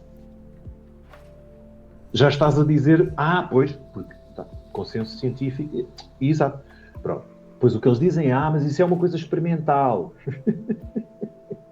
Experimental. Desde os anos 40 até agora. Sempre a arriscar, sempre a experimentar, sempre a... É muito complicado. Até há pouco tempo, desculpem, é que eu sou mesmo leiga neste tema, sou mesmo muito leiga. Tanto que eu pensava que todos os aviões que se via muito logo de manhã, ali a arrastarem aquelas linhas, era só o rastro do combustível, né? Ou então estão a ver ali o céu, a ver o tempo e tudo. Nós somos, mas tal e qual, repara, a tua forma de ver as coisas não é diferente de nenhum de nós, porque é daquelas coisas que nós não questionamos. Nós dizem-nos que é aquilo e nós, tipo, ok. Exatamente. Alguém que venha e diga que é uma coisa diferente, tu ficas assim, não, espera aí, não é isso. É condensação. E depois tu tentas explicar, lá está, as respostas curtas e as respostas longas, tu tentas explicar às pessoas o que é a condensação e tu tentas explicar às pessoas que se os riscos no céu fossem de facto condensação, isso era a mesma coisa que tu saís de casa num dia de inverno e fores abafar, vais assim, vais o tempo todo a deixar a condensação, olhas para trás e tens um trilho até a tua casa. Claro. Aquilo é fumo. Aquilo é fumo. E aquele fumo está ali para... E é isso que é preciso entender. Há fumo para fazer nucleação de nuvens, ou seja, há fumo para fazer semeadura de nuvens, criar nuvens. É perfeitamente possível fazê-lo. Sim. Até mas há vídeos a demonstrar isso como se fosse uma coisa muito boa. Mesmo nos canais de televisão, mesmo nos Discoveries e esses canais assim. Eles falam disso, exatamente. Falam muito, por exemplo, falaram muito na questão do Dubai, por ser um país que está exposto ao deserto e não sei o quê, que eles, fazem chover. Pulverizam com... Portanto, fazer chover não é com danças e como faziam os astecas e os maias por causa das colheitas, não. Hoje em dia, modificar o clima, seja localmente ou de uma forma mais abrangente, é perfeitamente possível. Porque se tu tiveres muitos aviões no ar, tu podes criar padrões. Estás a perceber? E, portanto, dissipa nuvens aqui, cria nuvens aqui e tu tens obviamente, depois correntes de ar, tens a uma escala enorme, obviamente, e é por isso que há muitos aviões todos os dias a riscar os céus. Porque é assim que tu crias as alterações Às climáticas. vezes parece um tabuleiro, de xadrez o céu. Há dias muito bons, e é nesses dias que eu até, de certa maneira, até agradeço pelos risquinhos. Curiosamente com riscos e sem riscos. E já te vou explicar porquê. Porque quando tu tens muitos riscos, tu pensas assim, espera aí, então mas se isto aqui são aviões comerciais, porquê que há dias em que o céu está limpo e porquê que há dias com riscos e há dias sem riscos? Pergunta número 1. E depois vem um tipo dizer, por causa das condições meteorológicas específicas, por causa da altitude, por causa da pressão, por causa de... sério. Tu papas aquilo, não é? Depois, e depois manda um gajo, manda-te um link da Wikipédia, por exemplo. Condensation Trails. Contrails. Ok. O ChatGPT diz que um contrail é isto. Boa, tu sabes a resposta do ChatGPT. Perfeito. Então e agora ias tu estudar o que é que são as coisas? Eu estou a preparar agora, por exemplo, uma publicação brutal com base na Segunda Guerra Mundial, que me está a custar imenso, porque é uma coisa muito extensa e muito complicada, que é tentar explicar às pessoas que até os risquinhos do bem, porque há malta que acha que há risquinhos que são normais, do estilo, não, este é condensação, este é químicos, este é condensação, este é químico. Não há. Porque um motor de combustão, em condições normais, tem um fumo incolor. Ainda hoje eu andei de avião e não se via, e estava mesmo atrás dos motores e não se vê fumo nenhum a sair dos motores. Um motor normal não emite fumo com cores. Já nem vou falar dos rastros com cor do arco-íris, que esses agora estão muito na moda também. São rastros inclusivos. Lá está. É duro e é muito fácil a gente, aos olhos dos outros, é muito fácil a gente parecer aquele tipo do chapéu de folha de alumínio, não é? Chega mesmo maluco, estes gajos acham que estamos a ser pulverizados. Já lá estive. Eu também já gozei com eles.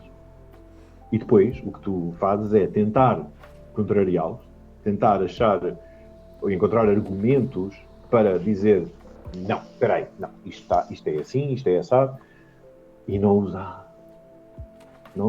A questão é essa, é que tu vais à procura do contraditório, tu vais à procura de dizer, ok, não, isto dos chemtrails é tudo uma grande treta, estes gajos são completamente malucos, têm a mania da perseguição, são síndrome de Kruger de não sei quê, aquelas pessoas que depois descobrem uma coisa depois, e vão ver é tudo treta, e então eles precisam de conspirações para viver. A conspiração é real, e é contra ti, é contra todos nós. Sabes o que é espetacular? É quando tu percebes que isto não são tudo milhares de conspirações, mas é tudo uma só. Sim. Exatamente. Pá, e no outro dia, eu há umas semanas acho que até te mandei um vídeo de uma piloto. Acho que ela é piloto. Um daqueles aviões Cessnas pequeninos, todo artilhado nas asas com depósitos de... Certo. Eu não sei se aquilo é alumínio sem enxofre, já não sei muito bem o que era aquilo. Mas era um metal, acho que era um metal. Qualquer. Esses besuntam a altitudes baixas, exato. Obviamente. Mas lá está. Existem empresas que fazem esse tipo de publicidade, que é se precisas de chuva ou se precisas de fazer supressão de granizo, eles têm esse serviço. Yeah. Não é? Portanto, esses Cessnas, esses passarinhos pequeninos, digamos assim, que voam a uma altitude relativamente baixa, não são muito diferentes daqueles aviões que a gente vê por cima dos campos de cultivo a fazer precisamente isso. Eles estão pesticidas e coisas assim. Pesticidas, que é para acabar com as pragas, para matar este ou aquele bicho. Portanto, no fundo, é um bocado como imaginares pulverizar um pomar, digamos assim, ou teres uma série de árvores de fruto. Neste caso, a árvore de fruto somos nós. Yeah. E, portanto, tu controlas a população através, digamos assim, tu envenenas a água, envenenas a comida, e repara bem, eu nem sequer vou entrar naquela cena de é para nos matar a todos. Não, mas pensa comigo, é para fazer centrais de compras. Porque a água vai ser, vamos ver, como é que as coisas vão envelhecer, vamos ver, mas a água vai ser um bem precioso, assim como a terra, não é? Portanto, já há sementes GMO que resistem ao alumínio, por exemplo, as pessoas não sabem, mas a quem é que o senhor que planta as batatas, a quem é que ele compra as sementes? É preciso entender isto. A Monsanto está metida até aqui, o Bill Gates a mesma coisa. Porquê é que o Bill Gates é o maior dono de território agrícola nos Estados Unidos, por exemplo? É preciso juntar as coisas. Porque os dinheiros já tinham, faltava-lhes a terra e os recursos. Falta-lhes a terra. E por isso, o próximo passo é irem atrás da propriedade privada. Por isso é que, lá está, centrais de compras. Olha o que se passa na Holanda, por exemplo. Aquele problema todo com a Holanda, que é um país tão pequenino e que tem uma produção agrícola brutal. Eles vão atrás da propriedade privada, que é para, lá está, criar centrais de compra.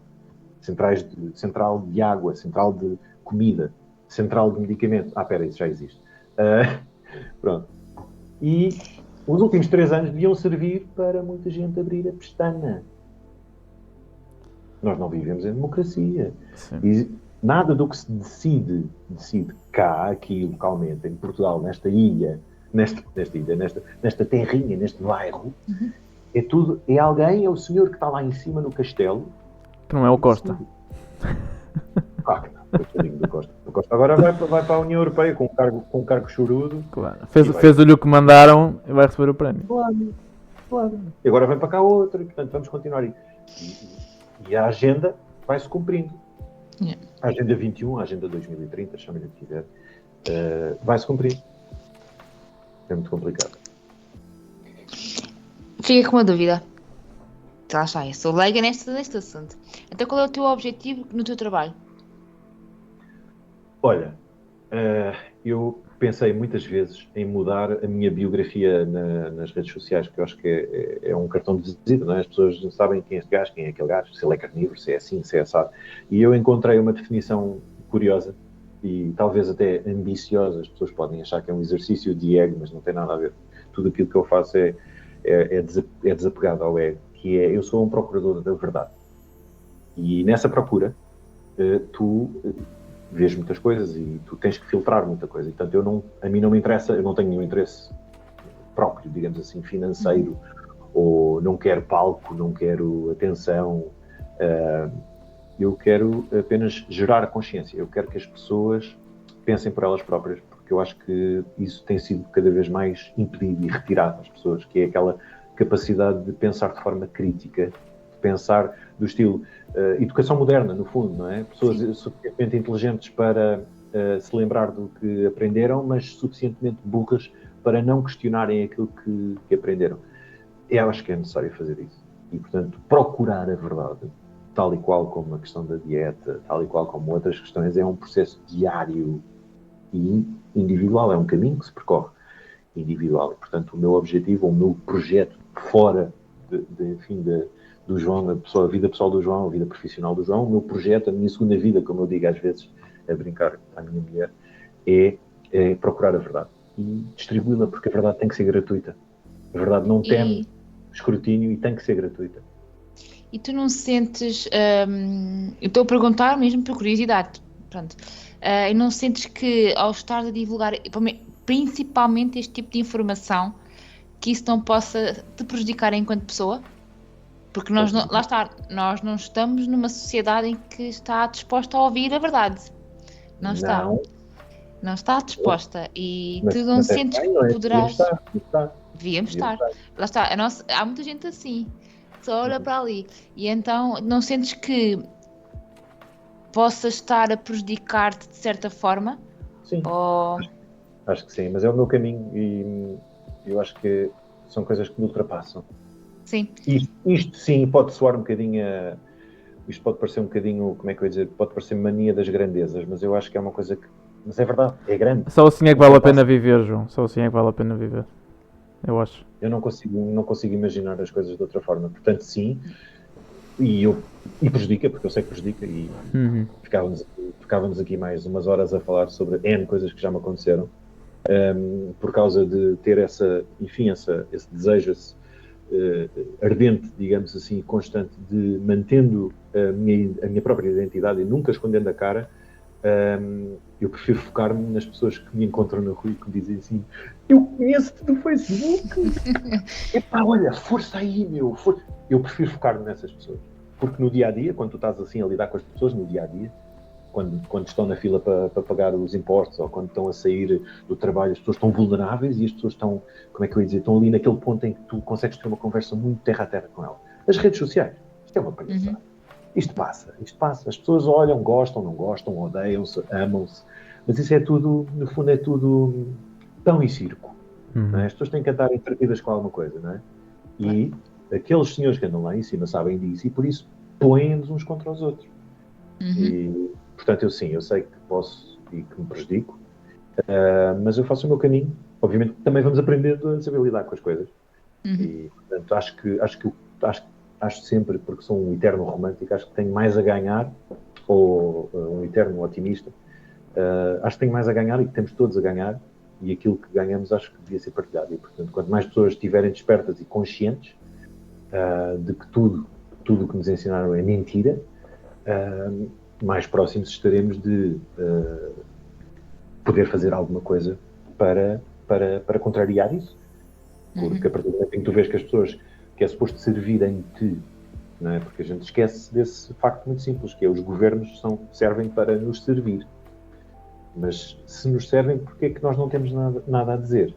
Se um governo está ali, eleito, naquela caixa enorme, porquê é que eles não fazem coisas que melhorem a minha qualidade de vida? Não. Em vez disso, sou eu que tenho que abdicar da minha qualidade de vida e da minha liberdade, dos meus direitos e garantias, como indivíduo, para o bem de todos. Então, aqui qualquer coisa está mal. Então, os meus direitos e as minhas liberdades não são tão importantes como o bem de todos, é isso? Isso é um sonho molhado do marxismo, ou do comunismo, ou qualquer coisa? Não. Lamento. Não. Eu estou primeiro. Se cada um de nós pensar assim, então os governos vão andar assim. Os governos vão andar assim com medo, porque é assim. Quem governa tem que ter medo de quem é governado e não o contrário. João, se me permites só voltar um bocadinho atrás. Eu gosto muito deste tipo de conversa, gosto para onde a coisa está a ir, mas se me permites voltar um bocadinho atrás ao tema da geoengenharia específico, porque temos muitas pessoas que com certeza estarão a ouvir falar disto pela primeira vez. Portanto, explicaste o que é a geoengenharia, o conceito da geoengenharia, a manipulação do clima, da meteorologia. Falaste um bocadinho dessa questão das compras dos recursos serem centralizadas, mas eu gostava que explicasses um bocadinho melhor de que forma é que a nossa vida, o nosso dia-a-dia e a nossa saúde será impactada na prática por isto. E como é que está a ser impactada e o que é que pode reservar o futuro próximo, nos próximos 5, 6, 7 anos por causa disto? Tu tens... certo. Temos que saber ver as coisas à escala. E, portanto, uma coisa é tu dizeres que existem tóxicos ou agressores, e não estamos a falar de geoengenharia, estamos a falar no geral. Imagina comida, pode ser comida, podemos falar de comida. Há seguramente alimentos que nos fazem mal no momento em que os consumimos, mas também temos que ponderar a exposição prolongada a pequenas doses desse veneno, digamos assim. E, portanto, nesse contexto, fazendo o paralelismo com a comida, é a mesma coisa. Ou seja, imagina, eu posso estar a fazer mal ao meu corpo e continuar muito bem, de saúde, porque, no fundo, é uma morte lenta. Chamemos-lhe assim, é uma morte lenta. Ou seja, se tu envenenas a água, se tu adicionas flúor à água, por exemplo, sob o pretexto de ser por causa dos dentes, quando na realidade está mais do que provado que o flúor não tem nenhum tipo de impacto na qualidade e na densidade óssea, mas sim o consumo do açúcar. Então tu percebes que há aqui uma série de coisas que estão ligadas. Porquê é que eles envenenam a água, então? É para limpar. Para limpar. Filtrar água é uma coisa relativamente simples. Qualquer pessoa pode ter um filtro de água em casa. Vai fazer o filtro de água que sai da torneira e depois a gente fala. Ou abre um cano com 20 anos para perceberes como é que o cano está por dentro. Portanto, porquê que adicionam químicos às coisas? Nós sabemos que adicionam à comida, certo? Sim. Será assim tão difícil de aceitar que adicionam químicos à água à terra, ao ar. Sim, e a história está É cheia esse- de exemplos desses, não é? Temos o caso da gasolina com chumbo, que nos envenenava também aos poucos. Claro que sim. Olha o asbestos, Sim, sim. ainda há pouco vi um documentário brutal nos anos 40. Eles andavam a pulverizar as crianças com DDT por causa da poliomielite. Crianças que ficaram Sim. deficientes e pessoas que tiveram filhos com fetos com deformações congénitas. Alguém veio pedir desculpa, alguém fez alguma coisa. E estamos a falar de quem? Estamos a falar dos mesmos de sempre. Claro. A começar pela Pfizer, por exemplo. A Pfizer, no início do século XX, repara bem, isto é uma coisa gira. A Pfizer, a Bayer, por exemplo, também, já nem vou tanto. A gente podia ir à história do tabaco, por Sim, exemplo, sim, mas sim. no início do século XX, tu tens frasquinhos de vidro deste tamanho, com comprimidos de heroína para tratar o vício da cocaína. A heroína já foi um medicamento.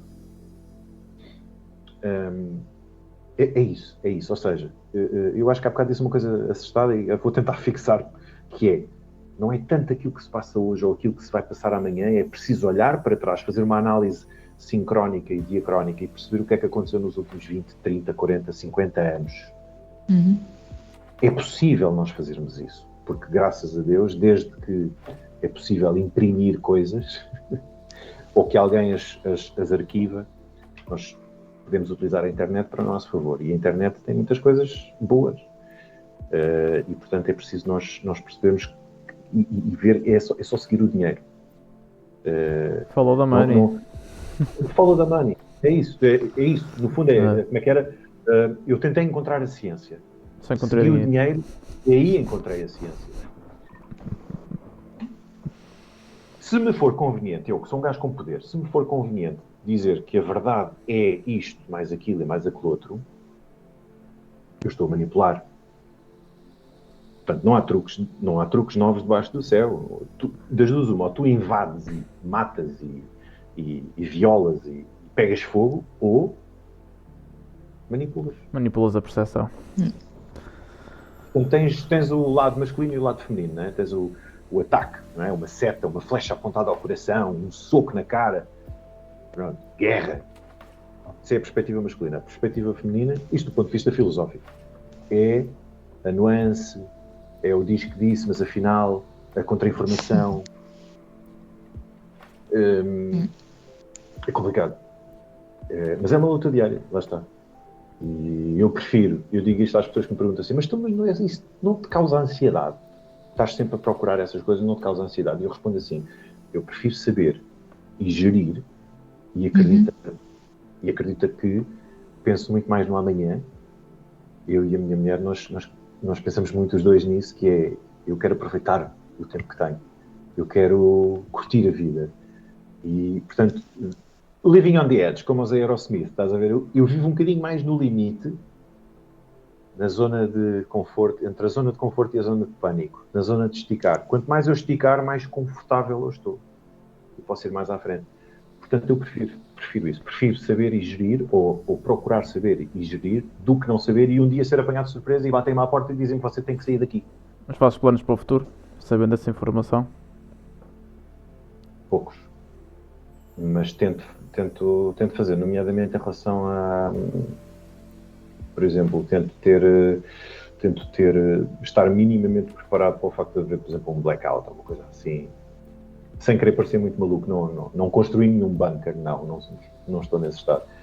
E depois também tenho uma parte dentro de mim, que eu acho que é uma parte espiritual, que me diz e que me dá algum conforto, porque as coisas podem piorar, mas eu de certa maneira acredito que o bem irá prevalecer. Não sei o que é que isto significa, não lhe vou dar nomes, não sei o que é, mas é uma força muito grande dentro de mim que me diz que eu acho que o bem irá prevalecer. E portanto, um gajo faz planos e pensa e faz, e se calhar vou comprar ouro, se calhar vou comprar prata, não vou alinhar nessa cena das bitcoins, não sei o quê, não, porque isso está-se mesmo a ver o que é, mais controlo. Não vou comprar um carro elétrico, não, porque se calhar daqui a 10 anos o governo desliga-te o carro elétrico. É isso. Então deixa-me fazer-te só uma última pergunta, pelo menos da minha parte. Acho que sei qual vai ser a resposta, mas gostava que me respondesses. Já deste um bocadinho, mas de uma forma mais direta. Depois de tudo aquilo que foste publicando, toda a tua pesquisa que foste partilhando, chegas a um ponto em que consegues dizer que, ou que sentes, não é conseguir dizer, que sentes que acreditas em Deus? Acredito, claro que acredito. Só que Deus não é aquilo que eu achava que era. Eu fui educado, tive uma educação católica, andei 15 anos num colégio de freiras, portanto conheço bem a realidade cristã, católica, aliás. Sim. Mas que é eu outra penso nessa doutrina, não é? Penso que pensarás exatamente. como eu. Exatamente. Claro. Dogmas, etc. Portanto, não se trata de acreditar num homenzinho de barbas brancas lá em cima, olhar para nós. Não, eu não vejo as coisas assim. Eu vejo assim. Nós somos seres espirituais. O ser humano é um ser espiritual. Aliás, os seres vivos são espirituais. Eu acho que a religião serve para esconder a nossa espiritualidade.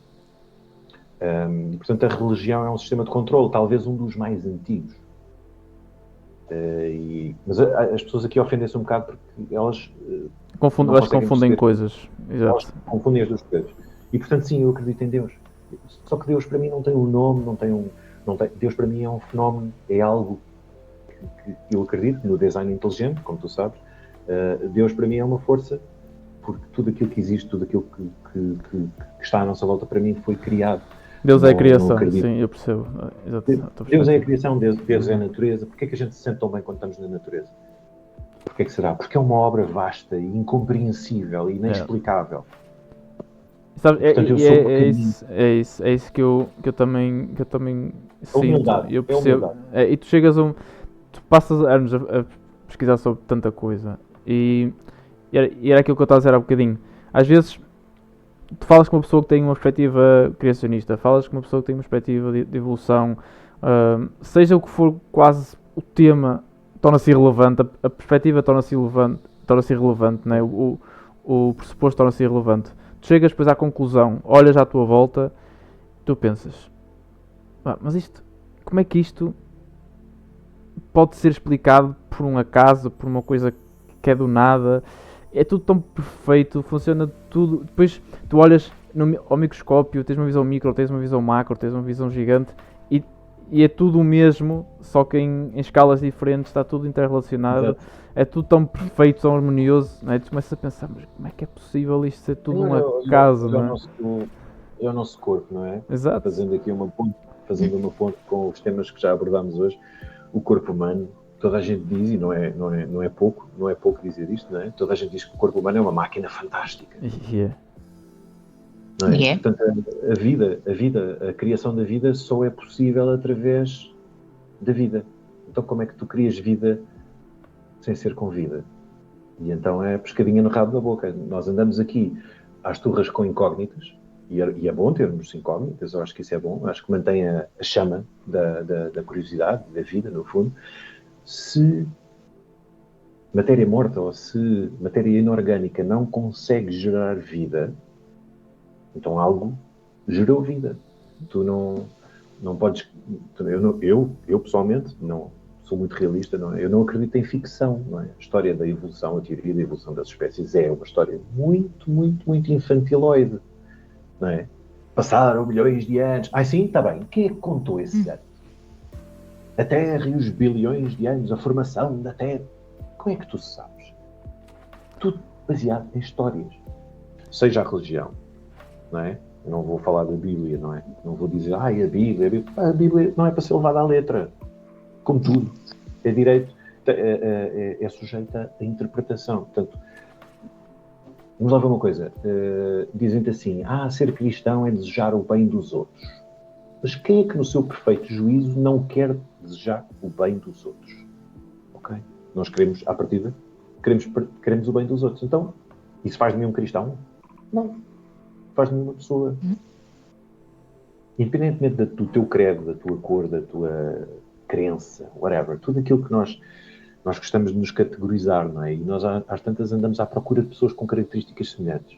E quando encontramos pessoas com características diferentes, no fundo também isto é um bocado a cultura, não é?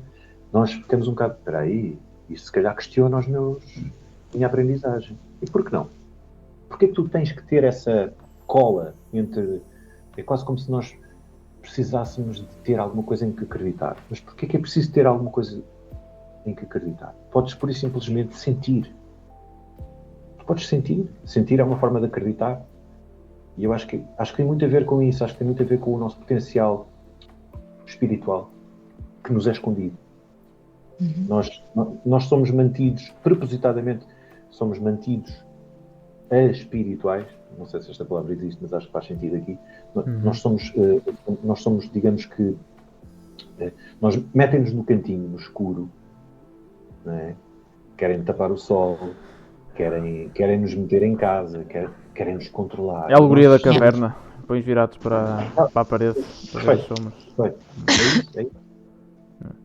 Então, e para terminarmos a nossa conversa, acreditas que num futuro, eu posso dizer bem longínquo, acreditas que as pessoas poderão acordar para a vida e perceber que estamos a ser controlados e que querem nos controlar? Olha, eu tenho uma novidade para ti. Viver mata. Pensei que ias dizer que vêm aí os aliens. Sério? Eu acho que isso vai depender muito do tipo de postura que as pequenas comunidades têm em termos de pensamento crítico. Eu acho que quanto mais pessoas a pensar de forma crítica tu tiveres e quanto mais elas procurarem, de facto, focarem-se naquilo que as une, em vez de andarem entretidos com aquilo que as separa, porque nós nunca vamos concordar todos uns com os outros sobre tudo, e não é necessário que isso aconteça. Mas a partir do momento em que tu criares, digamos, uma força motriz ou uma base sustentável portanto, uma massa crítica que seja capaz de fazer alguma coisa, eu acho que sim, se calhar aí então, porque nós sabemos que a maioria das pessoas precisam de seguir alguém, não é? A maioria das pessoas segue, que é mesmo assim. E tu vês isso à escala familiar, à escala do trabalho, à escala das amizades e das pessoas que te rodeiam. Tu vês isso, a maioria das pessoas não está por isso simplesmente para pensar, elas querem seguir alguém. E portanto, eu acho que, respondendo diretamente à tua pergunta, eu acho que provavelmente nós não vamos assistir a nenhum acordar, não. Acho que nós estamos a viver uma altura crítica, mas as coisas estão apenas a começar. Nós apanhámos muita coisa, não é? As nossas gerações apanharam, não é? O aparecimento dos computadores, a internet, etc.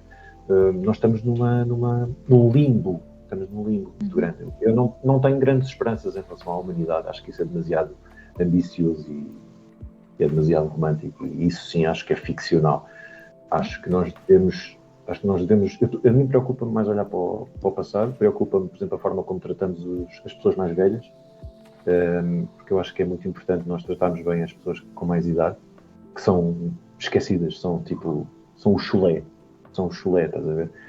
Portanto, eu prefiro fazer metas mais pequenas, não sei se isso responde à tua pergunta, mas eu prefiro estar concentrado em objetivos mais imediatos, mais a curto prazo. E por isso quero ser feliz, quero viver, quero ser feliz, quero viajar, quero comer bem, quero namorar, quero ser feliz a curto prazo. E depois logo se vê, não é? A felicidade não é uma estação de comboio, é a ferrovia, portanto, olha, siga. Vamos embora, vamos olhar para a frente e logo se vê. Mas tenho que esperar. Bem, João, foi um prazer. Muito obrigada. Ter-te aqui. Mesmo. Obrigado. Para quem não te conhece Obrigado. ou quem não te conhecia, só te passou a conhecer agora, onde é que te podem conhecer, onde é que podem seguir, acompanhar o teu trabalho, que canais é que tu gostarias de divulgar para o pessoal aderir? Agradeço-te a publicidade, claro. Podem-me seguir pelo Facebook e pelo Instagram. O Instagram é exclusivamente dedicado à questão da dieta e da filosofia do bem-estar relacionado com a nutrição, daí nutrivorismo, portanto é uma espécie de uma postura filosófica perante a comida. Pensar antes de comer, como eu escrevo sempre. Nutrivorismo é o nome da página do Instagram, é isso, não é? Nutrivorismo. Okay. Nutrivorismo. E no Facebook, onde eu abordo principalmente a questão da geoengenharia, que tem sido o meu grande foco, e eu vou continuar a apostar nisso porque acho que vale a pena. e acho que é importante. Portanto, sim, João Franco, a página do Facebook acho que é Genesis Terra Plena. Acho que é isso. Genesis Terra Plena. É isso mesmo. Portanto, olha, se quiserem seguir este maluquinho, vou receber-vos com muito Vale a amor. pena. Mais uma vez, João, muito agradecidos Foi um prazer. pela tua presença. Foi um prazer, Obrigadíssima. Mafalda, muito obrigado. Diogo, obrigado. E a gente vai falando, ok? E boa sorte uma vez mais de continuação do vosso projeto. Muito Todos obrigado, tudo João. bem. Obrigada. Tudo bom. Boa Até à próxima. obrigado. Até à Obrigado. próxima.